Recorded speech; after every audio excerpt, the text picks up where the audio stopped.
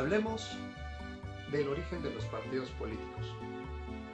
El surgimiento de los partidos políticos en México me parece que se da debido a la necesidad que tienen los individuos de una región en específica de tomar parte de los acuerdos que promueven y regulan la participación de la ciudadanía dentro de los diferentes elementos que conforman una forma de gobierno democrática participativa, en donde el ciudadano decide ser parte de los diferentes aspectos de la vida política, esto enfatizado y regulado actualmente por el Tribunal Electoral del Poder Judicial de la Federación. En México hemos sufrido enormes cambios con el paso del despertar de una ciudadanía más consciente de su entorno y sus condiciones, y hoy existe una apertura más amplia al hablar de partidos políticos. Sin embargo, no siempre fue así, y en sus inicios los partidos, siempre con bandera de pueblo, han crecido con la visión de ayudar. Sin embargo, aunque aparentemente vemos a personas con ideales, vemos también que estos se van perdiendo con el paso del tiempo. Sin embargo, van dejando huella de aquello que no debería repetirse. Tal es el caso de la creación del general Álvaro Obregón, quien al ser un hombre acostumbrado al poder, decide en 1918, en la Casa de los Azulejos en la Ciudad de México, crear el Partido Liberal Constitucionalista. Gobernando prácticamente de 1920 a 1924, es importante mencionar que el general Obregón no estaba dispuesto a seguir la corriente de Venustiano Carranza, quien a través del partido y sus fundadores, que habían acaparado la mayor parte de las secretarías de Estado y de los asientos en el Congreso de la Unión, crearon un proyecto de reforma constitucional para instaurar un régimen parlamentario, creando la figura del primer ministro y un gabinete designado por el Congreso. Estos acompañarían la toma de decisiones del presidente. Sin embargo, esto no le gustó a Obregón, quien ya tan acostumbrado al poder no estaría dispuesto a ceder y forma una nueva alianza. Entonces, su oposición decide elegir a Plutarco Elías Calles, quien fuera un político y militar mexicano que se desempeñó como presidente de México entre el 1 de diciembre de 1924 y el 30 de noviembre de 1928. Fue una destacada figura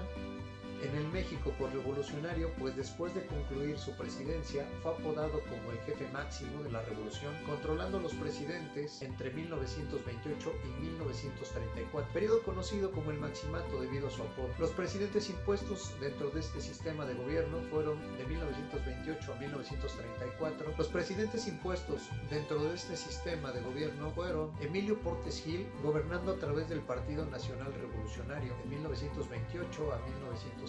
Pascual Ortiz Rubio, también del Partido Nacional Revolucionario, de 1930 a 1932. Sin embargo, como la historia lo describe, el pueblo exigía mayores cambios y atribuciones, así como mayor igualdad, ya que veía pequeños grupos que se enriquecían con el poder llegados al cargo, mientras la pobreza y la marginación incrementaba. Sin embargo, como la historia lo describe, el pueblo exigía mayores cambios y atribuciones, así como mayor igualdad, ya que veía pequeños grupos que se enriquecían con el poder llegados al cargo, mientras la pobreza y la marginación incrementaban en los estratos sociales más desprotegidos, en tanto que la clase política veía cambiar su calidad de vida en muy poco tiempo drásticamente, haciéndose de los cargos públicos de mayor importancia que poco a poco se iban dando dentro de las nuevas estructuras de poder, y que trajo como resultado el nepotismo, tendencia que se basa en favorecer a familiares, amigos o personas de la misma ideología dentro de la administración pública por parte de quien ejerce el poder. ¿Te suena? Debe ser porque lamentablemente sigue siendo una práctica común fuertemente arraigada dentro de los altos cargos y en los diferentes niveles de las instituciones. Los siguientes años serían de consolidación de grupos políticos encargados de preservar el poder a través de la creación de diversos partidos, como el Partido de la Revolución Mexicana, el PRM, de Manuel Ávila Camacho, quien, a pesar de tener fuertes ideales socialistas, renombra al partido pasando a ser el PRI, Partido Revolucionario Institucional, que se mantuvo poco más de 70 años manteniendo indiscriminadamente el poder, en donde, si bien tuvimos adelantos en materia de administración de recursos, creación de instituciones, pero también una creciente y catastrófica desigualdad generada hasta el 2000, en donde cada personaje que ostentó el cargo presidencial crecía políticamente y financieramente, basándose en el nepotismo para mantener siempre el poder, cambiando su calidad de vida poco tiempo. Y el 3 de julio del 2000, México amaneció con lo impensable hasta entonces. El PRI perdía el poder después de 71 años. En el 2000 se da la denominada alternancia en el poder, que solo fue una negociación en donde el PRI tuvo que ceder posiciones por conveniencia. En el 2000 se da la denominada alternancia en el poder, que solo fue una negociación en donde el PRI tuvo que ceder posiciones por conveniencia y con la condición de mantener sus posiciones de poder, siempre orquestando todo detrás del telón. Quienes toman las riendas los siguientes 2 sexenios son del 2000 al 2006 Vicente Fox Quesada por parte del Partido Acción Nacional, del 2006 al 2012 Felipe Calderón Hinojosa, también Partido de Acción Nacional. Así que ahora solo mencionaré que el PAN tuvo aciertos importantes como el supuesto combate total a la corrupción y fortalecimiento institucional, así como un crecimiento aparentemente más justo, duradero y sostenible a través de las diferentes legislaciones. Justicia, derechos y convivencia nacional, bienestar y seguridad universal, pero siempre lleno de burócratas y empresarios. En alianza política siempre buscan favorecer a los sectores empresariales de México. Sin embargo, no siempre fue así. Este partido fue fundado en el año de 1939 y es un partido político mexicano, doctrina política conservadora. Sigue muy de cerca las ideas de democracia cristiana, utilizando el humanismo cristiano, conservadurismo liberal y social. Así que ahora solo mencionaré que el PAN, Partido de Acción Nacional, tuvo aciertos importantes como el supuesto combate total a la corrupción y el fortalecimiento institucional, así como un crecimiento aparentemente más justo, duradero y sostenible a través de las diferentes legislaciones. Justicia, derechos y convivencia nacional, bienestar y seguridad universal, pero siempre lleno de burócratas y empresarios que en alianza política siempre buscaban favorecer a los sectores empresariales de México. Sin embargo, no siempre fue así. Este partido fue fundado en el año de 1939 y es un partido político mexicano de doctrina política conservadora. Sigue muy de cerca las ideas de democracia cristiana, utilizando el humanismo cristiano, el conservadurismo liberal y social, teniendo más acercamiento a temas con altos cuestionamientos morales. El partido, fundado por Manuel Gómez Morín, con toda la preparación académica y profesional que ostentaba al momento de la creación del PAN, en conjunto con personas de alto nivel de preparación, consolidándose como el primer partido formado por intelectuales como oposición en México. Luego de varias décadas de participación política electoral y presencia en el poder legislativo federal y local, tuvo una etapa de consolidación al gobernar varios estados desde 1989, en el que triunfa en las elecciones de gobernador de Baja California. A nivel federal, con la integración de un bloque opositor, poco a poco fue extendiéndose en simpatizantes y poder consolidar la primera posición. Sin embargo, el movimiento venía con gran fuerza y con el triunfo de Vicente Fox Quesada a la presidencia de la República, con la Alianza por el Cambio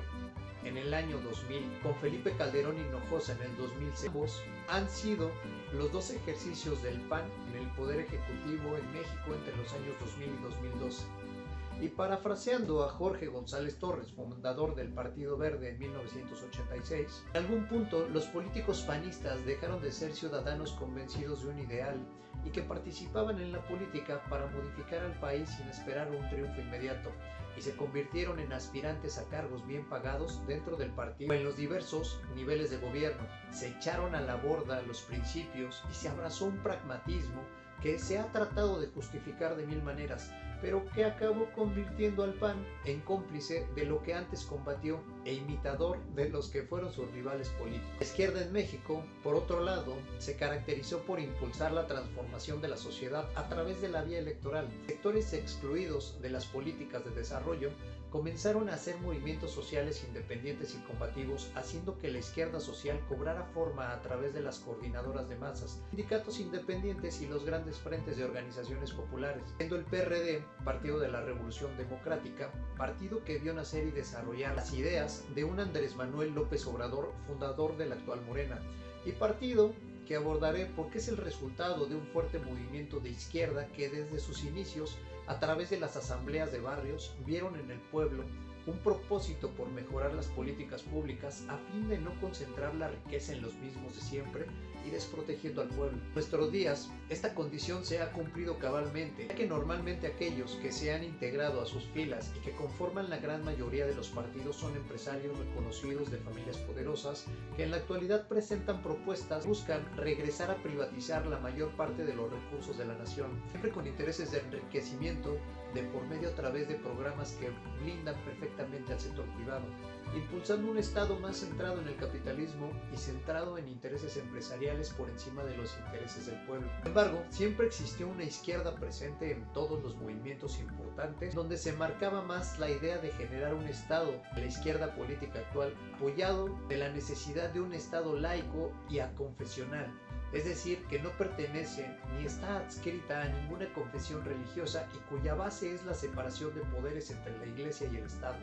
permaneciendo al margen de las legítimas creencias religiosas de cada persona. Una izquierda, siempre minoritaria, más honesta y creíble, que se encargaba de ser conformada por aquellos que veían un desajuste en las políticas públicas, siempre presente, luchando contra las injusticias de gobiernos repletos de deshonestidad y corrupción. En México, la primera organización de izquierda fue el Partido Comunista Mexicano. En 1919 utilizaba de ejemplo las ideologías de Marx y Engels. A partir de los años 20 se vio una izquierda poderosa entre los tiempos de Obregón y Calles, expulsada de su patria desde el Maximato, influyente en ámbitos sindicales y agrarios en tiempos de Cárdenas, declinante con Ávila Camacho, y aunque en 1946 apoyó la candidatura de Miguel Alemán, una vez en la silla este mandatario canceló su registro y la cárcel se llenó de comunistas que buscaban mejores condiciones para la clase obrera y trabajadora de un México en vías de industrialización. A pesar del acoso exterior y las pugnas anteriores, sobrevivió a la cárcel en espera de tiempos más propicios, y ya para los años 60 el movimiento socialista creció y, alentado por el general Lázaro Cárdenas, se creó un movimiento de liberación nacional, aunque tuvo una corta existencia. Ya hacia finales de la década de los 60, las ideologías socialistas fueron rebasadas por clases medias ilustradas, mientras que los estudiantes exigían mayor libertad política y democrática, y después se dio la represión más grande en 1968, en donde una terrible ola de violencia mundial ejercida por los gobiernos y catastrófica en México ante una juventud más despierta de sus propios derechos, que poco a poco y con los siguientes años el mexicano se distanciaba de las ideologías socialistas y comenzaron a utilizar conceptos como poder democrático obrero. Los sectores más excluidos comenzaron a hacerse notar a través de más y más manifestación de inconformidad, haciendo notar todo aquello que estaba mal con las políticas públicas, así como una mayor equidad de las clases. El 2 de octubre del 2011 se crea el Movimiento Regeneración Nacional Morena. Fue fundado como un movimiento político y social impulsado por Andrés Manuel López Obrador como parte de su campaña presidencial a las elecciones federales del 2012, siendo un ejercicio completamente manipulado por pequeños grupos de poder que, al tener el control de los medios de comunicación y de las instituciones, lograron evitar que pudiera ser elegido. Fue sino hasta el 2018 que logra, a través de su incansable lucha, ser elegido con una importante mayoría de votantes que, ante la necesidad de una verdadera transformación, deciden votar por algo diferente,